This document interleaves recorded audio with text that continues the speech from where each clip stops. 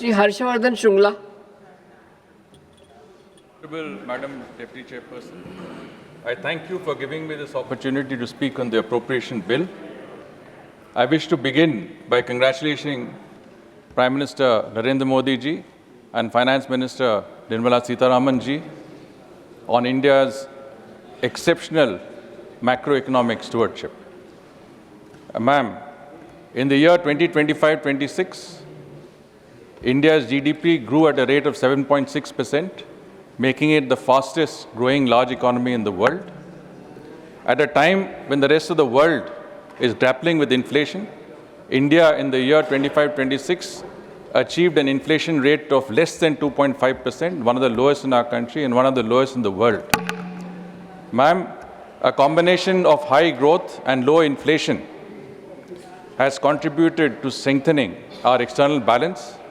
Our foreign exchange reserves today are at a record $725 billion. This not only provides more than 11 months of import cover, but also insulates us from the global shocks that we see in today's day and age.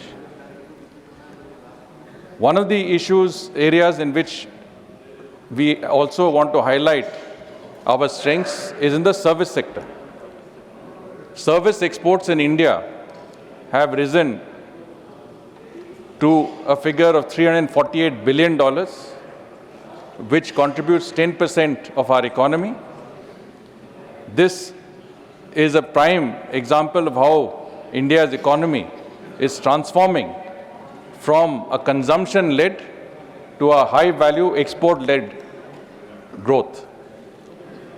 Madam Deputy Chairperson, all of these achievements are an indication that India's economic stewardship under the leadership of Prime Minister Modi has been among the best in the world today. Now, when we come to the appropriation bill, this bill seeks an authorization of 2,81,000 crores from the Consolidated Fund of India for the financial year 2025-26. Of the total amount, only 2.01 lakh crores is net cash outgo. About 902 crores is for recoupment for earlier contingency fund advances, and roughly 80,000 crore consists of technical supplementary across 32 grants. These technical supplementaries are not fresh debt in disguise. They are accounting adjustments enabled by internal savings, recoveries and reallocations within the fiscal system. This is an important parliamentary distinction. A government that continues to review spending needs during the year, identifies savings, redeploys underutilized resources, and still keeps the revised fiscal deficit at 4.4% of the GDP is demonstrating active fiscal management. If we break down the appropriation demands, we will find that roughly 44,000 crores has been allocated for fertilizers and food, 45,000 crore for defense. There is 38,000 crores in total transfers to states under vote, 5,000 crores of transfers to Jammu and Kashmir, and 17,000 crores of transfer to road transport and highways. When the allocation pattern is read together, the logic is plain: protect agriculture, protect food security, protect defense readiness, continue infrastructure, and preserve federal fiscal flows. Madam Deputy Chairperson, an additional 19,230 crores has been requested for fertilizer subsidy. This is a direct response to elevated international fertilizer prices driven by energy costs and supply disruptions. Without such an intervention, the burden would simply move from global commodity markets to the Indian farmer. The impact is visible in the stock position also.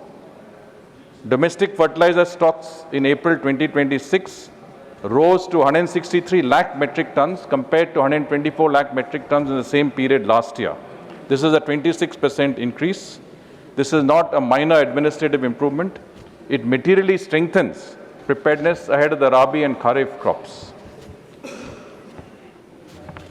The 23,000 crore allocation for food also reinforces food security arrangements and supports continued availability of affordable grains under the public system.